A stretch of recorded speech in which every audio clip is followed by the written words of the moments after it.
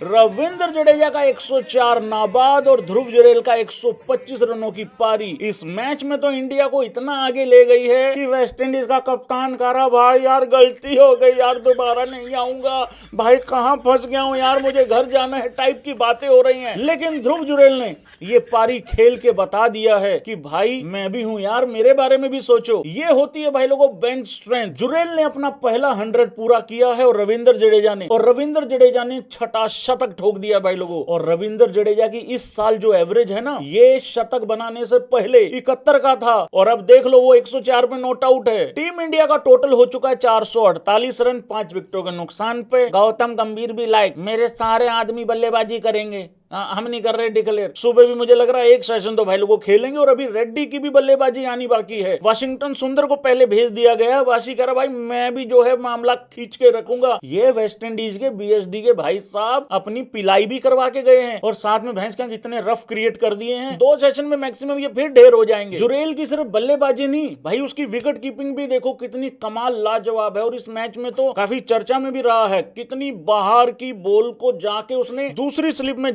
जाके उसने मतलब डाइव लगा के बॉल पकड़ी है। इस पहली पारी की अगर बात करें तो कमाल का बल्लेबाज है। मुझे लग रहा है बेंच पे बिठा के हम अपना खुद का नुकसान कर रहे हैं, जुरैल का नहीं, हम अपना इंडिया का नुकसान कर रहे हैं उसको बेंच पे बिठा के। लंच टाइम में जब मैंने लाइव किया था एबी क्रिक इन्फो पे, मैंने उसमें भी एक जगह पे बात करी थी ध्रुव जुरैल को लेके कि अभी तो ध्रुव जुरैल आया है बल्लेबाजी करने, देखते हैं क्या करता है, लेकिन उसको करना क्या होगा, उसको एक बड़ा स्कोर बनाना होगा। और साथ में ये सवाल भी पूछा था कि क्या ध्रुव जुरैल नंबर 3 की पोजीशन पे या फिर क्या ध्रुव जुरैल एज प्रॉपर बैटर खेल सकता है ऋषभ पंत के टीम में आ जाने के बाद। क्योंकि भाई अभी तक तो यही हो रहा है कि पंत हमारा फर्स्ट विकेट कीपर है, जो कि बिल्कुल एब्सोल्युटली फाइन है, क्योंकि मुझे भी अगर 11 बनानी हो तो मैं भी पंत का नाम सबसे पहले लिखूंगा। लेकिन क्या ध्रुव जुरैल को हमेशा इसी तरीके से पीछे रखना है, शेडो में ही रखना है, या फिर वो एज बैट्समैन भी इस टीम में खेल सकता है? मेरे ख्याल से बिल्कुल 100% खेल सकता है। कमेंट करके आप लोगों ने बताना है कि इस पे आप लोगों का क्या विचार है। देखो वो प्रेशर झेल सकता है कि नहीं झेल सकता है। उसने इंग्लैंड जब अपने घर पे आई थी, हमारे इंडिया में जब आई थी खेलने एक टेस्ट मैच,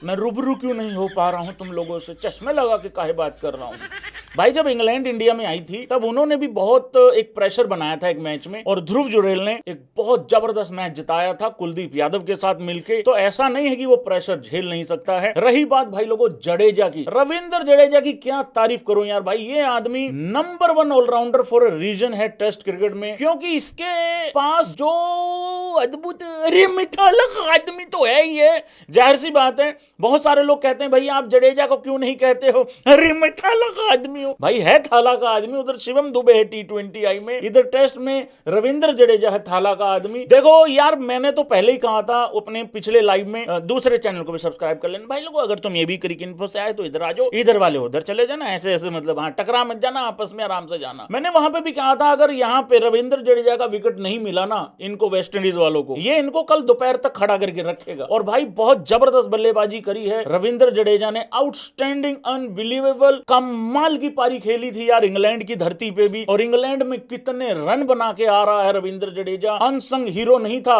वहां पे, वो बिल्कुल एकदम हीरो का भाई टाइप बन के चला था। ठीक है वहां पे बहुत सारे रन बनाए थे शुभमन गिल ने, आज भी शुभमन गिल ने 50 रन बनाए हैं, दामाद धोनी ने शतक बनाया भाई लोगों। राहुल के ऊपर तो खैर मैं अलग से एक स्पेशल लाइव कर चुका हूं ये भी क्रिक इन्फो के ऊपर, लेकिन क्या कमाल की क्लासिकल पारी खेली उस इंसान ने। 5 दिन का टेस्ट मैच को पूरा भरपूर फायदा उठाते हैं दामाद जी। और साथ में जो पारी जिस तरीके से वो लेके चला है, रीढ़ की हड्डी है इस टाइम पे टेस्ट क्रिकेट में आपका केएल राहुल, रोहित शर्मा रिटायर हो चुका है, विराट रिटायर हो चुका है, तो अब सीनियर प्लेयर कौन है आपके पास? सीनियर प्लेयर बैट्समैन में अगर बात करूं तो भाई लोगों केएल राहुल ही है। और राहुल वो जिम्मेदारी निभा रहा है, रिलायबल राहुल बनके वो जिम्मेदारी निभा रहा है। बहुत ही कमाल आउटस्टैंडिंग इनिंग खेली थी राहुल ने भी। और साथ में अब जो जुरैल ने और जडेजा ने जिस तरीके से बल्लेबाजी करी है वो बहुत ही बेहतरीन है। अब यहां से रेड्डी भी एक बड़ी पारी खेल दे, वाशिंगटन सुंदर के पास भी एक बहुत बड़ी अपॉर्चुनिटी है, अब देखते हैं वो क्या करेंगे।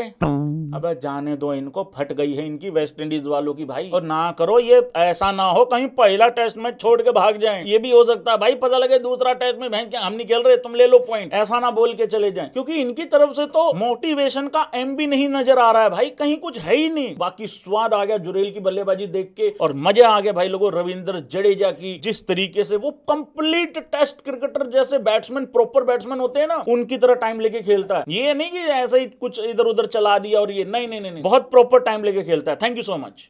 दामाद जी अंगना में पधारे, दामाद जी टुक टुक यूं निहारे, हो राहुल यही कह रहा है भाई जो इंट्रो में इशारा था ना, चल बोल बोल बोल लेकर चल चल चल चल बोल लेकर चल चल बोल, ये इसी तरीके का रिएक्शन चल रहा है राहुल का। भाई मास्टर क्लास इनिंग खेली है राहुल ने, क्या फोकस है इस आदमी का, क्या डिटर्मिनेशन है। और भी 5-7 बड़े बड़े अक्षर जो है ना वो तुम यूज कर लो, सारा कुछ है इस पारी में। As a bowler, ex bowler, मैं देखता हूं कि उसकी स्टांस में या उसकी बैटिंग करने में बैलेंस कितना है। एंड के राहुल जिस तरीके से बैलेंस था उसकी बैटिंग में, उसके स्टांस में, और बड़े आराम से शॉटे मारा था। कोई उसको, जिसे हम पंजाबी में कहते हैं, थरथली नहीं थी पड़ी हुई। यू नो, इधर ऐसे कोई ऐसे आराम से कूल काम, just playing according to the line and length of the delivery situation. या सबसे बढ़ के, सबसे ऊपर, सबसे टॉप है ध्रुव जुरेल। क्या कमाल का यंगस्टर है, क्या कैरेक्टर है, एक ही बारी में उसने सब कुछ दिखा दिया। मेरा डिफेंस है, मेरी सिक्स हिटिंग एबिलिटी है, मेरे अंदर कैरेक्टर है, मेरे अंदर सब सलाहियतें हैं जो आपको चाहिए होती हैं। क्या कमाल की बारी खेली है ध्रुव जुरेल ने, उसने काया पलट के रख दी। अब ये बहुत बड़ी टीम बन चुकी है, इनकी ए टीम भी है, बी टीम भी है, सी टीम भी है, अब डी टीम भी बन चुकी है। और किसी मिडॉकर क्रिकेटर की टीम इंडिया में जगह नहीं है, क्योंकि घोड़े, उनके हर बड़े घोड़े के पीछे एक घोड़ा लगा हुआ है, और सबको पता है कि एक मैच में भी परफॉर्म ना करने का मतलब क्या है। केएल राहुल देखिए बहुत ज्यादा अंडर द पंप रहे हैं पीछे, बिल्कुल भी आसान नहीं होता। अगर आप केएल राहुल के शूज में हो तो आपको थोड़ा सा आइडिया होगा कि चीजें कितनी मुश्किल है उनके लिए। हर बंदा जिसको क्रिकेट का पता है या क्रिकेट का नहीं पता, क्योंकि एशिया में लोग इसी तरह के, हर दूसरा बंदा कंटेंट क्रिएटर है, वो केएल राहुल के पीछे बातें कसता हुआ नजर आया। उन्होंने जो जो कह सकते थे केएल राहुल के बारे में कहा, लेकिन आप ये भी तो देखिए, आप ये देखिए कि कभी आप उसको ओपनर बना देते हैं, कभी वो मिडिल ऑर्डर बन जाता है, फिर वो जो है ना वन डाउन प्लेयर बन जाते हैं और दोबारा से आप ओपनर, तो फिर कभी आप कप्तान भी बना देते हैं, तो कभी विकेट कीपर बना देते हैं। लेकिन वो बच्चा अड़ा हुआ है और इसलिए हम उसको ये मेरा बस चले तो आज, अभी और इसी वक्त मैं टेस्ट क्रिकेट को 2 धड़ों में तकसीम कर दूं, 2 टियर सिस्टम। क्योंकि कौन देखना चाह रहा है ये बोरिंग टेस्ट क्रिकेट? एक ऐसी सीरीज जिसके शुरू होने से पहले सबको पता है कि कौन जीतेगा कौन हारेगा, सबको पता है कि कोई फाइट बैक भी देखने को नहीं मिलेगी। इनफैक्ट मैं तो ये समझता हूं कि इन 2 टेस्ट मैचेस में अगर इंडिया 2 बार भी बारी करता है तो मुझे कोई हैरानी नहीं होगी। This is Najib al Hasnain, honestly speaking. Ahmedabad में कमाल की आउटस्टैंडिंग इनिंग खेली है भाई लोगों केएल राहुल ने। एक बार स्कोर कार्ड की तरफ चलते हैं। अभी जुरेल नॉट आउट है, जुरेल ने भी 38 बॉलें खेली हैं, काफी टाइम बिता लिया है, लेकिन राहुल ने अपना शतक पूरा कर लिया भाई लोगों। एक 192 बॉल अभी खेली हैं, 100 रन बना चुका है।